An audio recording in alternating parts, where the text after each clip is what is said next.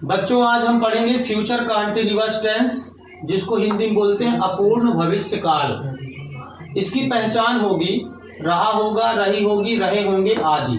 अर्थात हिंदी के किसी भी वाक्य में अंत में यदि लिखा है रहा होगा, रही होगी, रहे होंगे, उसको हम पहचान लेंगे कि ये फ्यूचर कंटीन्यूअस टेंस का वाक्य है। ठीक है। इसमें सबसे बड़ी बात यह है कि भविष्य में जो हम कार्य करने वाले हैं वो पूर्ण नहीं होंगे। वो कैसे रहेंगे? अपूर्ण। ठीक है। क्या क्या नियम इसके हैं? इस टेंस की हेल्पिंग वर्ब शैल बी और विल बी है। आई तथा बी के साथ शैल बी का प्रयोग करेंगे तथा ही सी इट और नेम के साथ विल बी का प्रयोग किया जाता है। शैल बी का प्रयोग किसके साथ करेंगे? आई और बी के साथ। और विल बी का प्रयोग किसके साथ करेंगे? ही सी इट तथा नेम के साथ।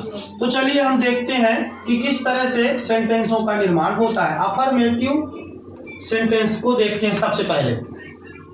बच्चों, अफर्मेटिव सेंटेंस को ही हम सिंपल सेंटेंस के नाम से जानते हैं, जिसको हिंदी में साधारण वाक्य कहते हैं। जब हम फ्यूचर कंटीन्यूअस टेंस के वाक्यों को हल करेंगे, ट्रांसलेट इनटू इंग्लिश करेंगे, तो इस स्ट्रक्चर के आधार पर करेंगे। सबसे पहले सब्जेक्ट होगा, फिर शैल बी या विल बी में से किसी एक को लेंगे।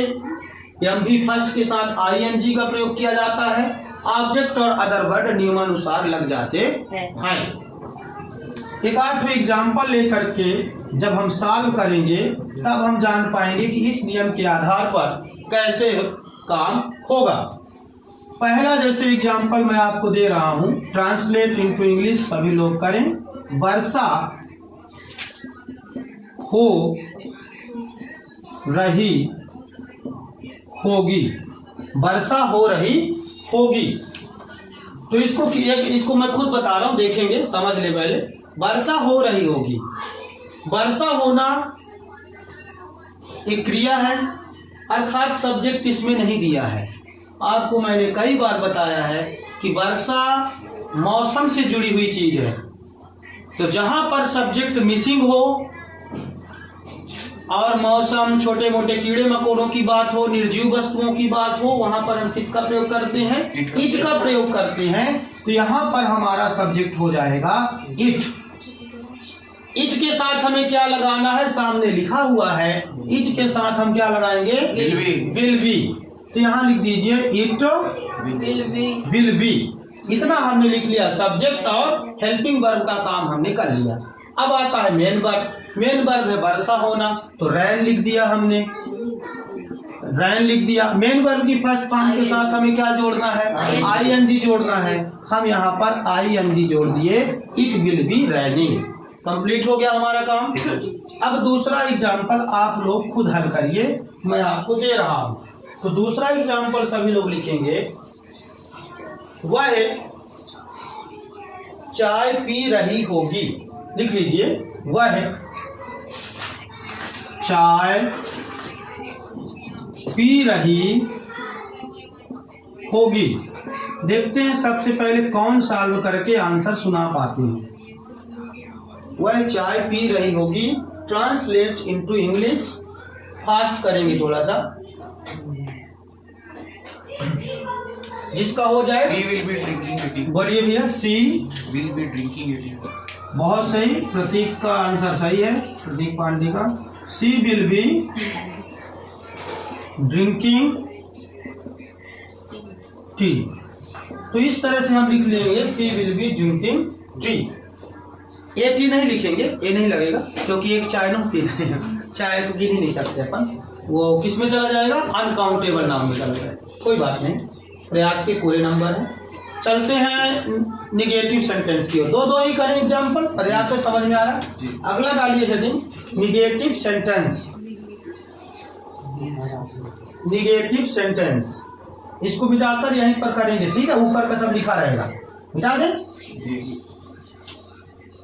फटाफट लिखा करेंगे, फटाफट लिखा करेंगे।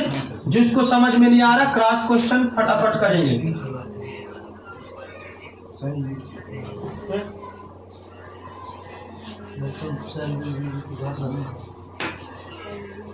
दूसरा हमारा सेंटेंस है negative sentence. Negative sentence, negative sentence को हिंदी में क्या बोलते हैं? नकारात्मक वाक्य। स्ट्रक्चर कौन बोल सकता है भैया? सबसे पहले क्या आएगा? सब्जेक्ट। सब्जेक्ट के बाद आपको मालूम है कि दो ठो हेल्पिंग वर्ब लगी हुई है इसमें, एक विल है और दूसरी बी है। तो जब दो हेल्पिंग वर्ब किसी टेंस में हो तो नॉट कहाँ लगता है? दोनों के बीच में लगता है। और जब एक हेल्पिंग वर्ब हो तो सब्जेक्ट और मेन वर्ब के बीच में लगता है। यही तो अपना डीपली नॉलेज है। जब एक हेल्पिंग वर्ब दिया हो तो कहाँ लगेगा नॉट? सब्जेक्ट और मेन वर्ब के बीच में। और जब दो दिया हो तो दोनों हेल्पिंग वर्ब बीच में। लगा के देखिए, subject plus shall not be और आप लिख करके क्या हो जाएगा?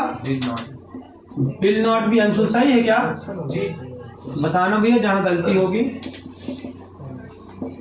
क्योंकि आप सेक्रेटरी हो भैया इस संस्थान के, सचिव पद का डिवीजन हुआ है ना। चलिए तो इसको अपन करते हैं। लिखिए, लिखेंगे चपरासी घंटी नहीं बजा रहा होगा। एग्जाम्पल, चपरासी घंटी नहीं बजा रहा होगा। दूसरा है, दूसरा लिखेंगे हम भोजन, इसको नहीं और सरल और कठिन करते हैं, सरल नहीं देंगे। लिखेंगे वह चाय नहीं बना रही होगी।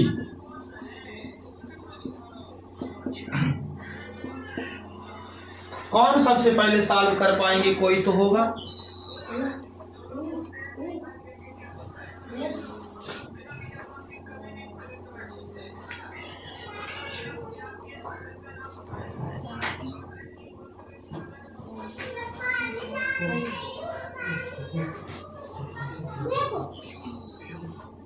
जल्दी बताएं, वह चाय नहीं बना रही होगी। पहला, चपरासी घंटी नहीं बजा रहा होगा। कौन करेगा भाई? पहला द प्यून करेंगे, द प्यून। फिर will not be ringing. Very good. Ring माने बजना या बजाना दोनों होता है। The bell, the peon will not be ringing the bell. आगे करेंगे दूसरा, बोलिए। वह चाय नहीं बना रही होगी। सी विल नॉट बी मेकिंग। क्या बात है?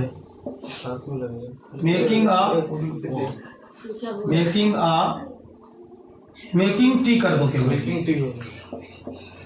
ठीक है।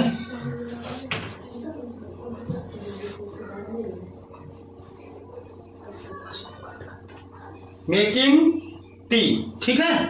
तो इस तरह से हमारा हो गया। अब चलते हैं इंटेरोगेटिव सेंटेंस की ओर। इसको इरेज कर दें जी। ठीक, लिख रहे सब लोग? ठीक है, फटाफट लिखा करें। इंटेरोगेटिव सेंटेंस की ओर चलते हैं।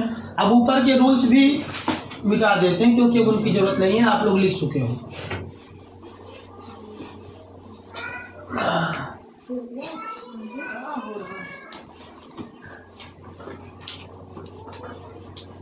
लाइट की प्रॉब्लम है शायद।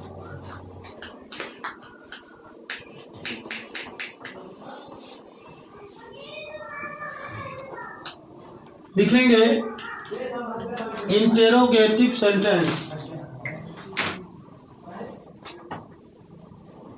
इंटेरोगेटिव सेंटेंस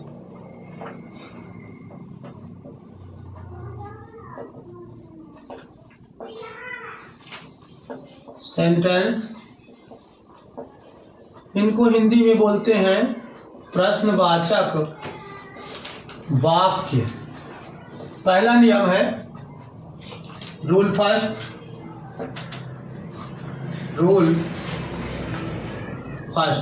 जब प्रश्नवाचक शब्द किसी वाक्य के प्रारंभ में हो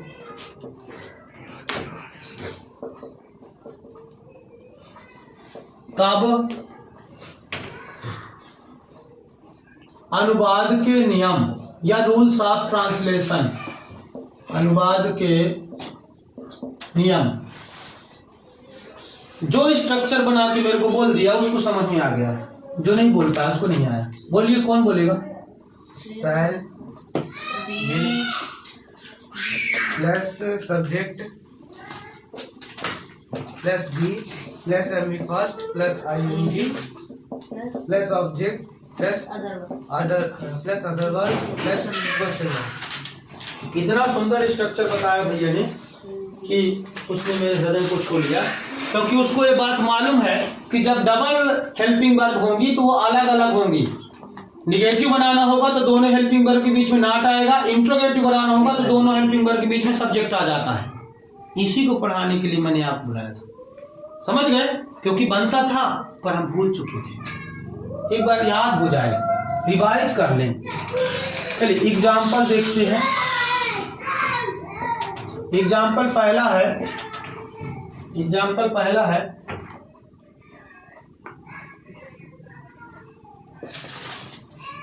क्या बच्चे क्रिकेट खेल रहे होंगे? क्या बच्चे क्रिकेट खेल रहे होंगे? दूसरा, क्या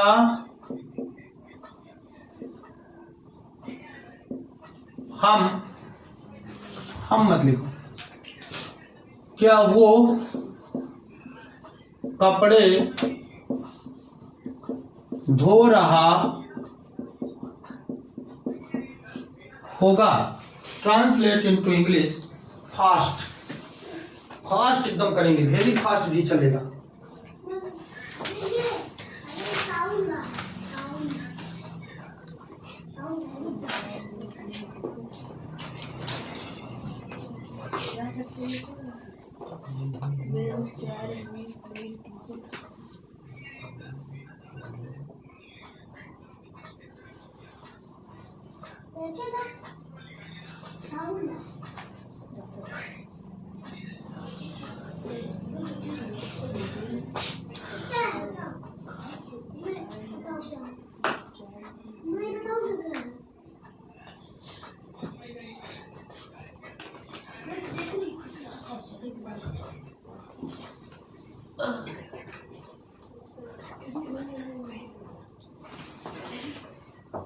किसका बन गया?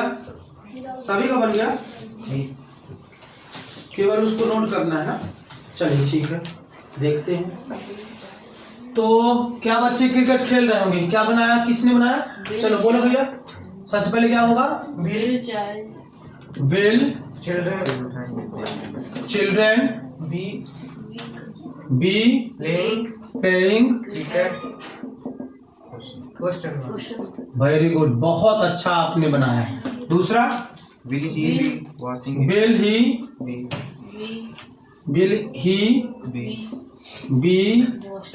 Will he be washing the clothes कर सकते हैं? नहीं कर सकते? क्वेश्चन लगा के देख लीजिए, बन जाए तो ठीक है, थोड़ा सेंटेंस सही हो जाएगा। Will he be washing the clothes, पढ़ने में थोड़ा आनंद आए, ठीक है। दूसरा नियम देखते हैं इसी का, रूल 2, जब प्रश्नवाचक शब्द को इंग्लिश में अपन क्या बोलते हैं?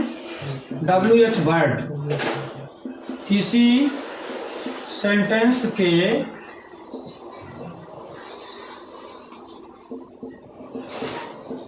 बीच में हो तो रूल्स ऑफ ट्रांसलेशन। तो हम रूल्स ऑफ ट्रांसलेशन कैसे करेंगे, इसी को हिंदी में हम बोल देते हैं अनुवाद के नियम। है वही चीज, कोई अलग नहीं है, ऊपर जो लिखा है वही यही है। जब प्रश्नवाचक शब्द किसी सेंटेंस के बीच में हो तो रूल्स ऑफ ट्रांसलेशन। तो कैसे करेंगे, केवल शुरू में हमें WH वर्ड प्लस कर देना, बाकी यही स्ट्रक्चर उतार देना। शैल विल प्लस सब्जेक्ट हो जाएगा, फिर बी हो जाएगा, एमवी फर्स्ट के साथ ING लग जाएगा, ऑब्जेक्ट हो जाएगा, अदर वर्ड हो जाएगा, क्वेश्चन मार्क लग जाएगा। ये जो आपने लिखा है इन्हीं को बदल करके यहाँ एग्जाम्पल कर दीजिए फटाक से। एग्जाम्पल में हो जाएगा, बच्चे क्रिकेट क्यों खेल रहे होंगे, बच्चे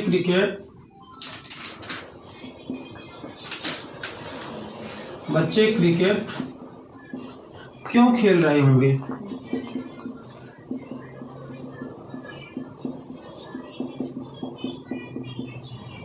दूसरा हो जाएगा इसी का, क्या वो नहीं, वो कपड़े क्यों धो रहा होगा, वो कपड़े क्यों धो रहा होगा। जल्दी जल्दी देखेंगे। तो पहले क्या लगाना है हमें,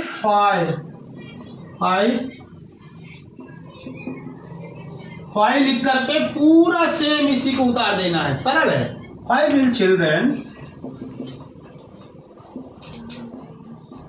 will children be playing cricket। ठीक ही हो गया।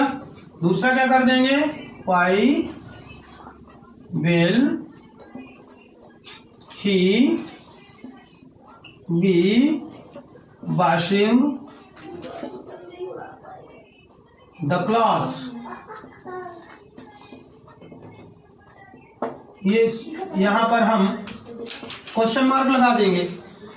तो ये हमारा इंटेरोगेटिव सेंटेंस कंप्लीट हो गया है कि नहीं हुआ, हो गया। इसी में हमें सेम इंटेरोगेटिव प्लस निगेटिव सीख लेना है। कैसे सीखेंगे, यहां पर थोड़ा थोड़ा चेंज करेंगे तो बनने लगेगा। कैसे, इंटेरोगेटिव के साथ यहां प्लस करके लिख दीजिए, इंटेरोगेटिव प्लस निगेटिव सेंटेंस, ये हमने कर दिया। साथ में यहां हिंदी लिख दीजिए, प्रश्नवाचक धन नकारात्मक वाक्य, प्रश्नवाचक धन नकारात्मक वाक्य। अब रूल फर्स्ट में क्या करेंगे, थोड़ा थोड़ा सा बदलाव करेंगे। कैसे, जब प्रश्नवाचक शब्द किसी वाक्य के प्रारंभ में हो तथा नॉट भी लगा हो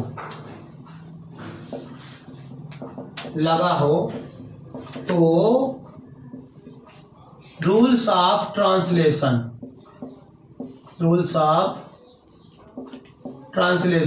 तो अनुवाद के नियम कैसे करेंगे, थोड़ा थोड़ा इसको मिटा देते हैं। स्ट्रक्चर एक बार मिटाकर अच्छे से समझा देते हैं। तो स्ट्रक्चर हमारा कैसे हो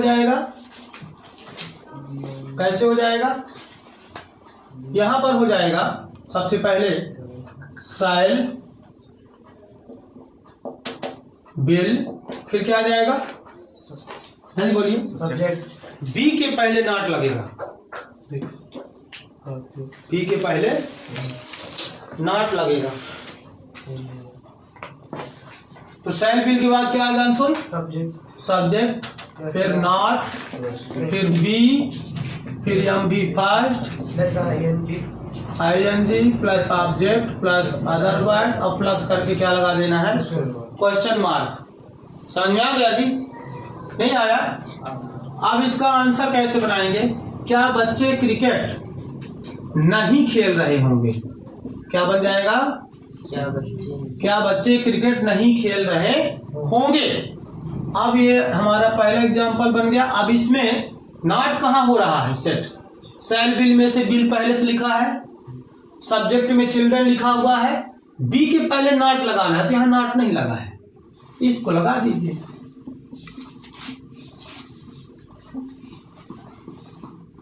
will children not be playing cricket, सही हो गया। एक तो ये हो गया। दूसरा, क्या वो कपड़े नहीं धो रहा होगा, क्या वो कपड़े